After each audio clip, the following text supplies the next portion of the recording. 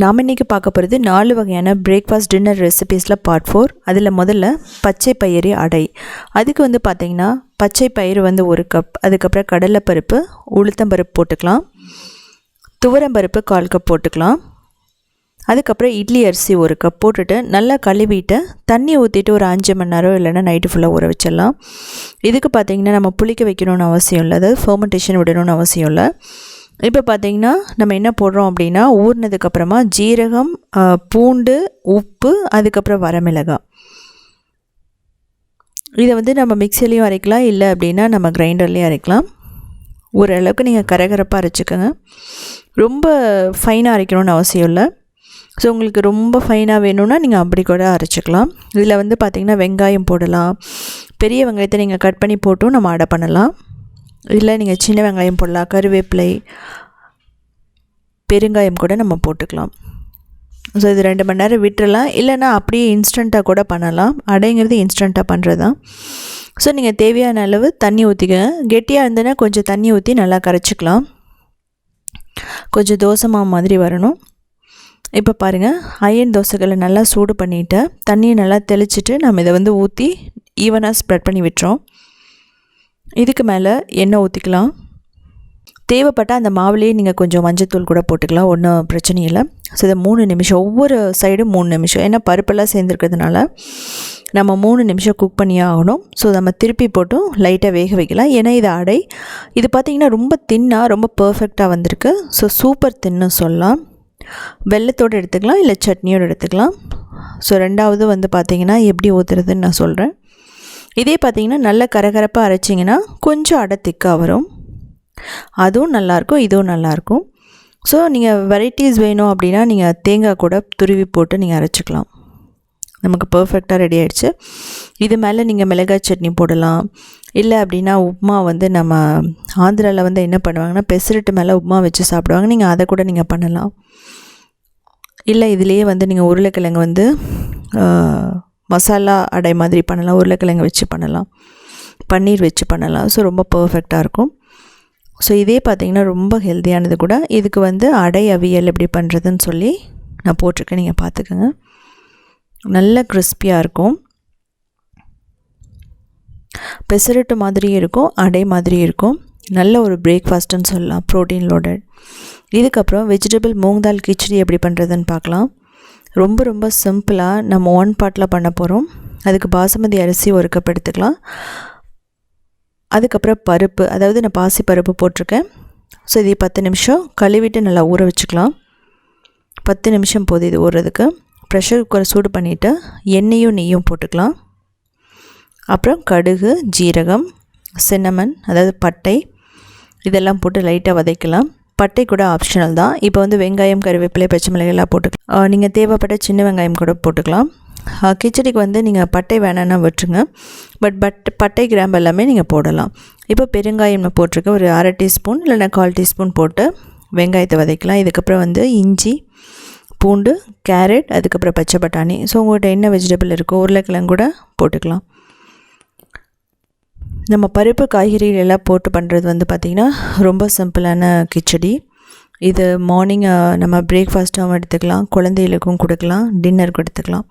இப்போ மஞ்சள் தூள், மிளகாய் தூள், தேவைப்பட்டால் நீங்கள் கொத்தமல்லி தூள் கூட போட்டுக்கலாம். இதை வந்து லைட்டாக வதக்கிக்கோங்க, ஏன்னா வதக்கிறதுக்கு ஒரு நிமிஷம் தான் ஆகும்.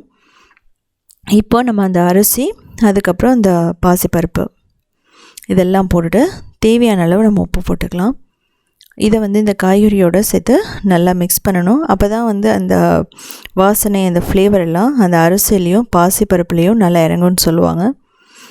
ஸோ நல்லா வறுபட்ட மாதிரியும் ஆகிடும். இதுக்கப்புறமா நம்ம தண்ணி ஊற்றி என்ன பண்ண போகிறோன்னா ஒரு 2லேருந்து 3 விசில், 3லேருந்து 4 விசில். ஸோ உங்களுக்கு எந்த அளவுக்கு குழையணுமோ அந்த அளவுக்கு. இப்போ நான் 2 கப் தண்ணி ஊற்றுறேன். குழந்தைகள் இருக்கும்போது நீங்கள் 3 கப் கூட ஊற்றிக்கலாம், நல்லா குழஞ்சி கொடுக்குற மாதிரி இருந்ததுன்னா. ஸோ பாருங்கள், இது நல்லா கொதிச்சதுக்கப்புறம் நீங்கள் மூடி வச்சு நம்ம வேக வச்சிடலாம். ஓப்பன் பேனில் கூட நீங்கள் வேக வைக்கலாம். இப்போ 3 விசில் விட்டாவே ரொம்ப பர்ஃபெக்டாக ரெடி ஆகிடும். ஸோ இதுக்கு பார்த்தீங்கன்னா நம்ம ஊறுகாய் இல்லை நெய்யோடு எடுத்துக்கலாம், இல்லைன்னா சட்னியோடு எடுத்துக்கலாம். ரொம்ப சூப்பராக இருக்கும். நமக்கு பர்ஃபெக்டான ரொம்ப ரொம்ப ஹெல்தியான அதுவும் 1 பார்ட்டில் செஞ்ச ஒரு சிம்பிளான நமக்கு கிச்சடி ரெடி ஆகிடுச்சு. இது ஒன்றோட ஒன்று ஒட்டாமல் பர்ஃபெக்டாக வந்திருக்கு. நீங்கள் எக்ஸ்ட்ரா ஒரு கப் வச்சிங்கன்னா நல்லா குழஞ்சி வரும். ஸோ நீங்கள் ரொம்ப சின்ன குழந்தைகள்லாம் நீங்கள் பெரியவங்க இல்லைன்னா ரொம்ப சின்ன குழந்தை நீங்கள் அப்படி கூட நீங்கள் வச்சு கொடுக்கலாம்.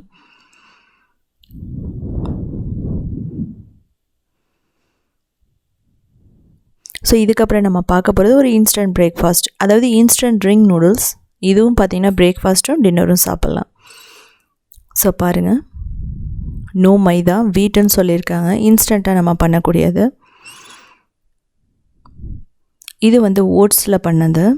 ஸோ எப்படி இருக்குன்னு சொல்லிட்டு நம்ம பார்க்கலாம். ஸோ இது மாதிரி குழந்தைகளுக்கு கொடுக்கும்போது எப்போவாவது ஒரு தடவை செஞ்சு கொடுக்கும்போது குழந்தைகளுக்கு ரொம்ப பிடிக்கும். ஸோ உள்ள இதான் ஃபஸ்ட் டைமாக நான் பார்க்க போகிறேன். ஸோ பாருங்கள், ரிங்காக இருக்குது நல்லா. ஸோ மைதா எல்லாமே எப்படி இருக்குது டேஸ்ட்டுன்னு சொல்லிட்டு பார்க்கலாம். இப்போ இதனோட மசாலா, நூடுல்ஸ் மசாலா முதல்ல வந்து நம்ம தண்ணியை பாயில் பண்ணணும். ஸோ அதிலே கொடுத்துருப்பாங்க. ஸோ 290 ml தண்ணி.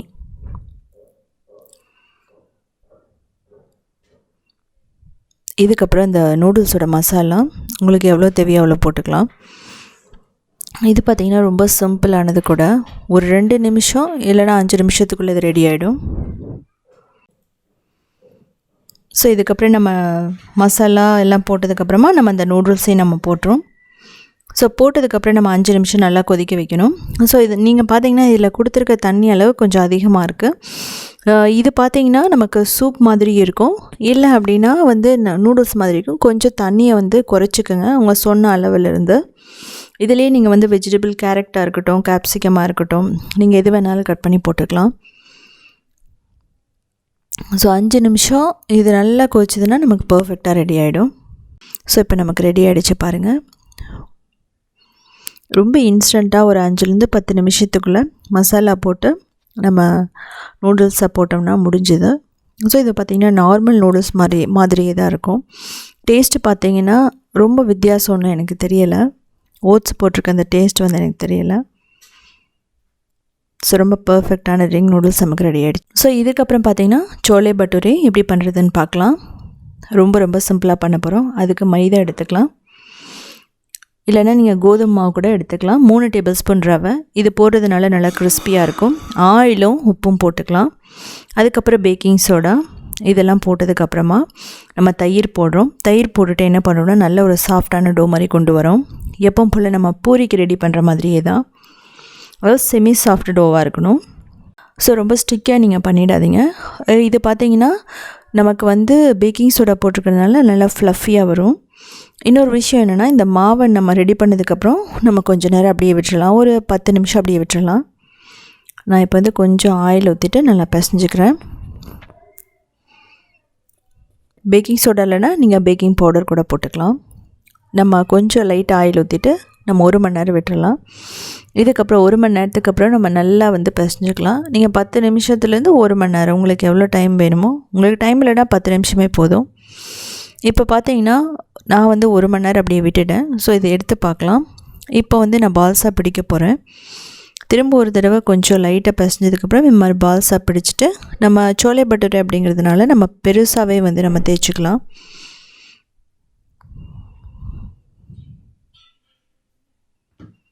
மாவு தூவிட்டு எப்பவும் போல் நம்ம பூரிக்கு தேய்க்கிற மாதிரியே தேய்ச்சிட்டு, ரொம்ப தின்னாக வேணாம், ஓரளவுக்கு திக்காக, அதுவும் நீங்கள் வந்து ஓவல் ஷேப்பில் நீங்கள் பண்ணிக்கோங்க.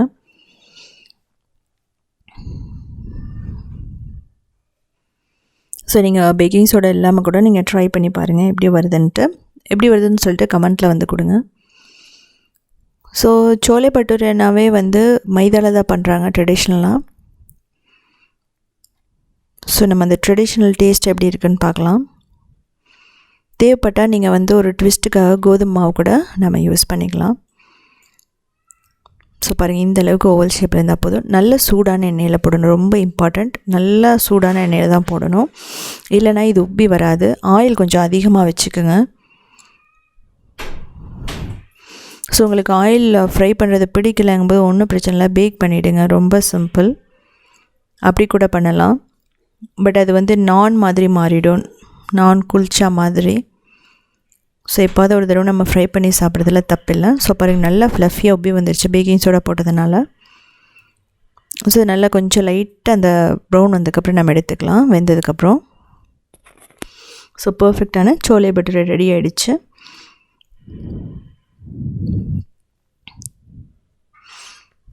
ஸோ இதுக்கு பார்த்தீங்கன்னா எந்தளவுக்கு சாஃப்டாக இருக்குதுன்னு பாருங்கள். ஸோ இதுக்கு சோள மசாலா எப்படி பண்ணுறதுன்னு பார்க்கலாம். ரொம்ப சிம்பிளானது தான். அதுக்கு முதல்ல நம்ம கொண்டக்கடலையை ஊற வச்சுக்கலாம். நீங்கள் வந்து முன்னாடியே நைட்டே ஊற வச்சுடுங்க. நல்லா தண்ணி ஊற்றி கழுவிட்டு ஊற வச்சிட்டோன்னா ரொம்ப பர்ஃபெக்டாக ரெடி ஆகிடும்.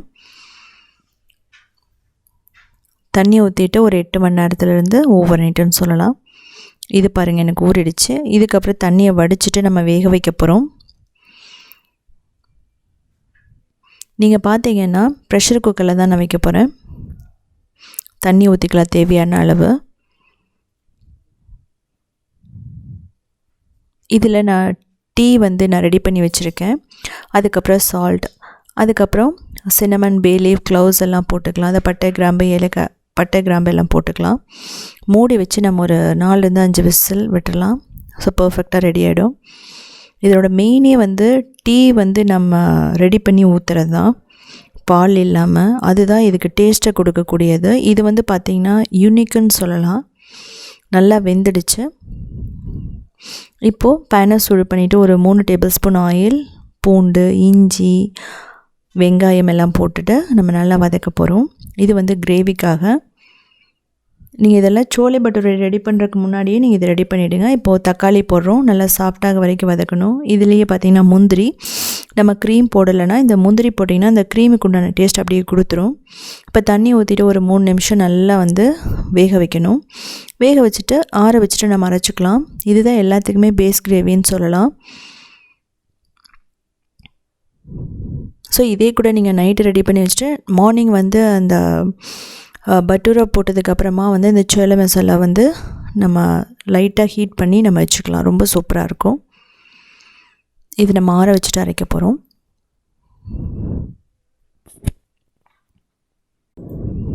ஸோ அரைச்சதுக்கப்புறம் எப்படி இருக்குன்னு பாருங்கள். இதுக்கப்புறமா வந்து ஆயில் ஊற்றிட்டு பச்சை மிளகாய், அதுக்கப்புறம் ஸ்பைசஸ் எல்லாம் போட்டுட்டு பாயில் பண்ண சிக் பீஸ் வந்து நம்ம இதில் போடுறோம்.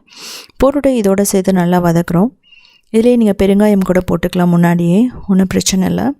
இப்போது நான் இதில் போடுற ஒரு 1/2 டீஸ்பூன் பெருங்காயம், அப்புறம் வந்து மிளகாத்தூள் எல்லாம் போட்டுக்கலாம். ஸோ இதெல்லாம் போட்டு நல்லா நம்ம வந்து மிக்ஸ் பண்ணணும். மஞ்சள் தூள், அதுக்கப்புறம் கரம் மசாலா, கொத்தமல்லி பொடி, கசூரி மேத்தி, நீங்கள் ரோஸ்டட் கியூமின் பவுடர் கூட போட்டுக்கலாம், அதாவது ஜீரக பவுடர் கூட போட்டுக்கலாம். இதுக்கப்புறம் நம்ம வணக்கினதுக்கப்புறமா ரெடி பண்ணி வச்சிருந்த அந்த தக்காளி, வெங்காயம் அந்த பேஸ்ட்டை தான் நம்ம வந்து இதில் போடுறோம். முந்திரி பேஸ்ட் எல்லாம் இதை போட்டு இதையும் சேர்த்து நல்லா வதக்கினதுக்கப்புறம் தேவையான அளவு தண்ணி ஊற்றிட்டு கொதிக்க வைக்க போகிறோம். ஒரு 10 நிமிஷத்தில் பார்த்திங்கன்னா நல்லா வந்து கொதிச்சு வந்துடும். நீங்கள் தேவைப்பட்டால் ஒரு 2-3 டேபிள் ஸ்பூன் தயிர் கூட போட்டிங்கன்னா நீங்கள் பார்த்தீங்கன்னா தம் ஆலு மாதிரி அந்த ஸ்டைலில் கொஞ்சம் எக்ஸ்ட்ரா ஃப்ளேவர் கூட கொடுக்கும். நீங்கள் எந்த அளவு உங்களுக்கு தேவையோ அந்த அளவுக்கு நீங்கள் வந்து தண்ணி ஊற்றிக்கலாம். ஒரு 10 நிமிஷம் மூடி வச்சு நல்லா கொதிக்கட்டும். அப்போ தான் அந்த வந்து சிக்பீஸில் அந்த கொண்டக்கடலையில் அந்த கிரேவி இறங்கும். ஸோ எக்ஸ்ட்ரா தேவைக்காக நான் வந்து கரம் மசாலா, மிளகாத்தூள், உப்பெல்லாம் போட்டிருக்கேன். இது பார்த்திங்கன்னா பூரி, சப்பாத்தி, நான், பட்டூரா எல்லாத்துக்குமே ரொம்ப பர்ஃபெக்டாக இருக்கும். ஸோ இது பார்த்தீங்கன்னா நார்மல் ரைஸு கூட சாப்பிட்லாம், தோசைக்கு இட்லிக்கெல்லாம் கூட ரொம்ப பர்ஃபெக்டாக மேட்ச் ஆகும். நான் எக்ஸ்ட்ரா கசூரி மேத்தியும் கொத்தமல்லியும் போட்டுட்டு ஆஃப் பண்ண போகிறேன். ஸோ இந்த 4 ரெசிபீஸ்லையுமே எது வந்து உங்களுக்கு ஈஸியாக இருந்துச்சு, எது வந்து ரொம்ப டேஸ்ட்டாக இருந்துச்சுன்னு சொல்லிவிட்டு கமெண்ட் பண்ணுங்கள்.